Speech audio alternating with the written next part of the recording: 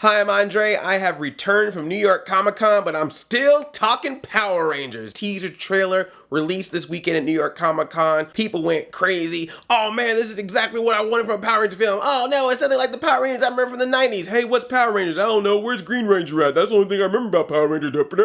That's what happened. I already did a reaction to the trailer. I wanted to just throw something up there for you while I was at New York Comic Con, just so you can see my initial expressions about the teaser trailer. But now I'm going to break it down, tell you about some of the things I saw in it, give you some of my thoughts about it. This is the full review and breakdown. So after a very Power Ranger color coordinated Lionsgate and Saban logo, we see Jason, and he's next to a beat up car. He's got the police dropping him off, the Angel Grove police. Is Lieutenant Stone in there? That'd be awesome if one of the cops was named Lieutenant Stone. Did he get into a car accident, or did he beat up the car with a baseball bat like Michael Jackson in that black or white music video? You know, the part that they don't show anymore. They always show the first part, black or white, but they forget about the whole other part when he's just running around going, ah, and grabbing his crotch and beating up cars. Anyone remember that? Is that just me? Okay, let's move on. His dad is mad at him. Apparently he's done something wrong because he got an ankle bracelet on, and on Saturdays he has to go to Angel Grove High to be part of the Breakfast Club. Go, go, go, go, go, go, go, go, go, go, go, Power Rangers. Go, go, go, go. And yes, it is in Angel Grove, which looks a lot like Vancouver. Angel Grove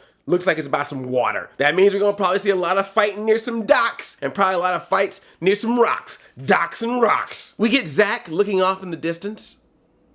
I don't know what for, but we just see it. We also get our first shot of Billy. You can tell that he is nerdy in this. People were concerned that for some reason, because Billy's black now, that he can't be a nerd.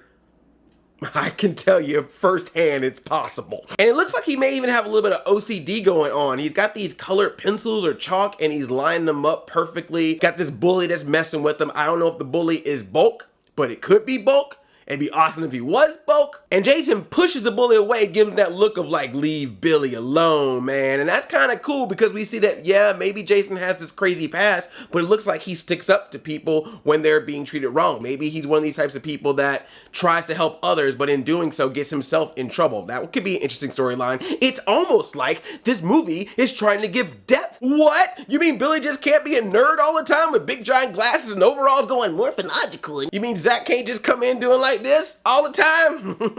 I mean, I love that. That was great for 1993, but times have changed. We're a more cynical world now. We need more cynical teenagers with cynical attitudes.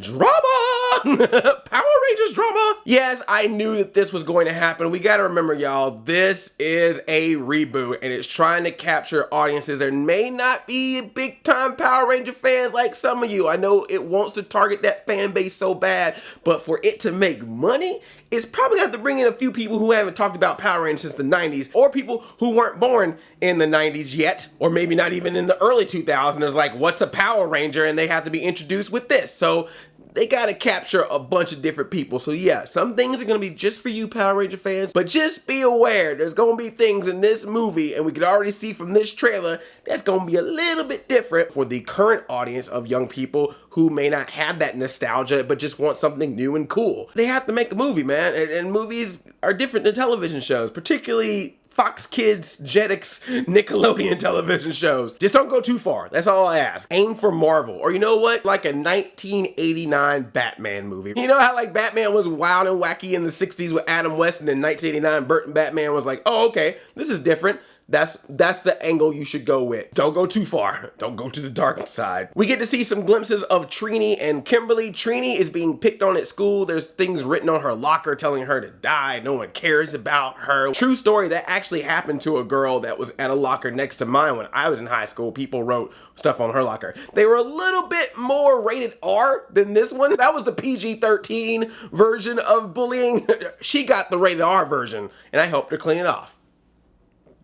Because, you know, I'm a Power Ranger. And then Kimberly is being picked on by two girls who I'm just going to call Bulkina and Skolene until they tell me what their actual names are. I'm just going to assume they are the female versions of Bulk and Skull. I'm just going to ride with that wave while I can. And Kimberly's so mad that she cuts her hair, which I'm pretty sure she could sell that hair on eBay to Power Ranger fans or creepy old men. All I want to know is, what kind of school are we going to where women that look like Trini and Kimberly, that look like Becky G and Naomi Scott in this movie, are the ones being picked on? Those are the ugly girls? What? If those are the ugly women in Angel Grove, I want to see the pretty ones. They must be some straight up supermodels up in that school. You know what? That should be the next Power Rangers. Power Rangers Supermodel Force. And then we just completely jump to like dark and a bunch of rocks. And is it just me, but when they cut to this scene, did you almost get like a flashback of the 95 Power Rangers movie? Didn't it look like that exact same spot where the Power Rangers morphed for the first time in that movie when they were fighting? It was all action boy now, action girl now, in that part, you know what I'm saying? So, I don't know, that's just my brain. They see some kind of alien spacecraft, they see some glowing rocks inside of a giant rock, and Billy used his smarts to figure out how to make that thing explode, and they're able to get out the power coins. Now, here's just a theory, an Andre theory. We see some alien spacecraft or some kind of alien technology or something that's not from this world, and we see these power coins and they take them out. Could those power coins be left there by chance for these 5 teenagers to find them? Is their destiny to find them? Or were those power coins leaving something inside of that alien spacecraft? Because if you remember from the very first episode of Mighty Morphin, what happened? Astronauts were opening up some space dumpster they found, and and in 10,000 years I'm free! It's just a thought. It could be completely false, but that was just something that triggered in my brain when I watched. Somehow Rita's gonna get released. Then we get our Tobey Maguire Spider-Man moment. We get a nice shot of some 6-pack abs from old Dacre there. Jason, whoo, somebody been working out. I mean, you know, I'm all about seeing them ladies, but damn, dude. You trying to put some girls through puberty with this movie? You can tell it's from Lionsgate. They're like, hey, we did Twilight and Hunger Games. We gotta show some dude. And now the Power Rangers, even without having their suits on, with these power coins, have super duper strength. We see a part where Jason accidentally breaks his sink. We see that same bully come back and try to mess with Billy. He tries to headbutt Billy. Billy is like so strong now, so hard that the bully just goes, and like falls back and hurts himself. And did you hear someone in the corner? They said, damn, dude. They said, damn. In Power Rangers, it's PG-13 now, baby. Oh, shit. I can say that now because it's PG-13. And then they're in the cafeteria and they have their power coins down on the tray table, and all the food starts spreading around and sputtering around and stuff and breaking apart. Please let them flip a car. You remember in the first episode, it was the first and second episode of Dino Charge, when they met together, they tried to help that person move that car, and because they had the dino gems in their pockets, they flipped the car in the air and the car just exploded. Please do that. And then we get what everyone is calling, I'm sure, the Chronicle moment, which is when Jason and Kimberly jump over the ledge there. And that was also kind of a Spider-Man moment as well. I love the whole, we can do this, it's a piece of cake, and Billy's like, that's not a piece of cake.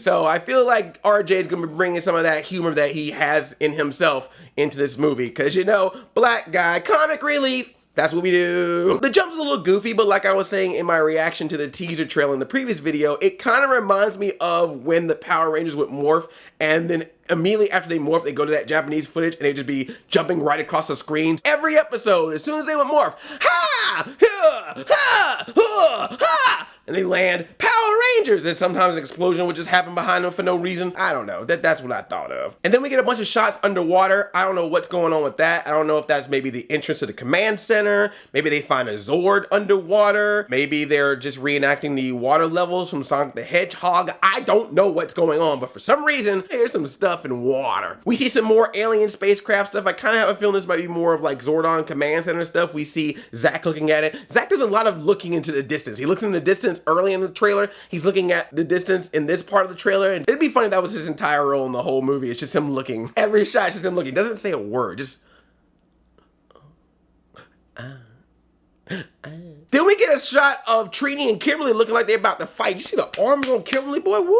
Somebody been at that gym, man. She's like, I'm a Power Ranger now. Pink Ranger about to kick some ass. I can say that because it's PG-13. Then we get some out of sequence shots. We get a dude on top of a train doing kung fu in a hoodie, like you do. hoodies up. One of the Power Rangers has been watching Luke Cage, I guess. We get Rangers running after a car. We get things falling from the sky. We get cars flipping over. I don't think any of these shots are in sequence. I think it's just random stuff. We can use these shots for the trailer. Just give us what you got. We gotta give them something. And then we get the moment that the hardcore Power Ranger fans are losing their mind about, and that's Jason and Kimberly in this trailer do a little smooching. Oh yeah. You asking for Tommy, and Jason's like, who's Tommy? Kimberly, get this Power Ranger love. Then we get that money shot with the 5 kids with the power coin. I guess it's them looking at the power coin. It's a very dark shot. Okay, that's a little too dark. I don't mind you going a little dark from time to time, but that's a little too much. Okay, I cannot see anybody. Whew, and then we get Rita just floating over Trini in a bed. And I was like, dang, this movie took a quick turn and I kind of like it. It's morphin' time indeed. Whew! Can I just be a Power Ranger now just so that Rita can show up over my bed? That'd be nice. Hey. Hey, girl. I loved you in Pitch Perfect. And did you hear her line in that scene? I've killed Rangers before. That's pretty big for Power Rangers. Power Rangers have always played around with never using the word death or dying or anything of that nature. Everyone's always destroyed or goes away, being asleep for a long time. Like, they never ever say death.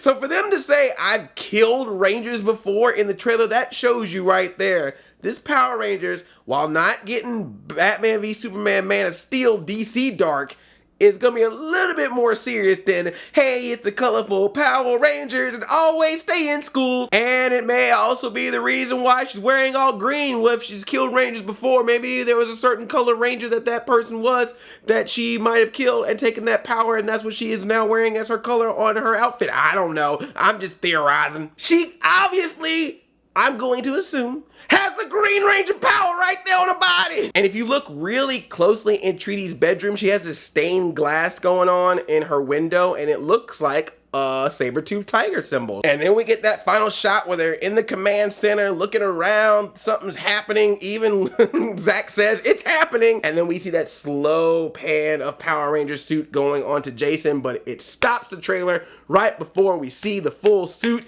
You tease, you're such a tease. Everyone's like, where's my Rangers? Where's my Zords? They were like right there ready to go, and it was like, nope, next time. You know what, that's cool. I understand you gotta tease. You don't want to throw everything out there right away. Personally, I don't want to see a lot of Power Ranger stuff in the trailer. It's very clear from this trailer that this is going to be an origin story. So that probably means there's not going to be a whole lot of Power Ranger stuff, particularly in suit. So I don't want them showing too much of it in the trailers, because then that means we may not have a whole bunch to see in the movie. Save something. Don't put it all out there. Give us teases. Let us know what they look like, but save those key Zord and key Ranger moments for the movie. Do not spoil this thing too much in trailers. That's all I ask. Oh, and I'm guessing that Goldar and the Puttys are gonna be in this movie. I went to the Lionsgate panel and they only had about a half hour for Power Rangers because the other half was for John Wick Chapter 2. They showed the same trailer that we all saw, so there was no extra footage, and the director did mention Goldar and he did mention the Puttys. Elizabeth Banks did a video presentation before the trailer started, and she also mentioned Goldar and the Puttys, so I'm gonna assume they're in the movie. And I hope there's also Bulk and Skull, and I hope that those two girls are called Bulkina and Skullane. And for you people who are like, where's the White Ranger? Shut the hell up. Did you even watch Mighty Morphin Power Rangers? Now I'm gonna be that guy. Like y'all be on me about, oh Andre, you don't watch Jungle Fury, you didn't watch Ninja Storm, you didn't watch RPM Overdrive of Mystic. Well, did you watch Mighty Morphin and know the freaking White Ranger didn't show up like second season? You fools! Now who's the king? I talked to a lot of people at New York Comic Con. People are kind of feeling positive vibes as well. I've seen mostly positive things on the internet. I've seen a few negative stuff, but it seems like most people are either super excited, kind of excited, or at the very least, like, all right, I'll check this out. I'm not hating this. I'm optimistic. There's still some things I have questions about. There's still some things that I even have concerns about. But overall, for this to be what it is, when it could have been a lot worse, and I'm talking Jim and the Holograms worse, this is at least has the notion of being something similar to the Power Rangers that we've seen in the past, but at the same time doing their own interpretation. And I'm sorry for those purists who want the exact same thing they got in '93 on the big screen. I'm sorry, people. That's not gonna work. They have to make their own version, and Power Rangers kind of needs this. Power Rangers at this moment needs that extra dimension that they can play with that is not airing on Saturday mornings on Nickelodeon or something. They need that level that's going to get them to hang out with Marvel and DC and even Ninja Turtles. It's a very difficult thing for them to have to deal with, but if they can at least get it to a decent place, that's something. Let's be honest, the bar is not that high for a Power Rangers reboot at this moment. You only have to be slightly better than the TV show, or at least look like you've spent more money than sometimes the TV show does. This is a lot of talk about a 2-minute trailer, man. Thumbs up this video, and if you are new here, please subscribe because I make videos all week, every week. I love you like a play cousin. I'm Audi 5000, chain chomp, yomp.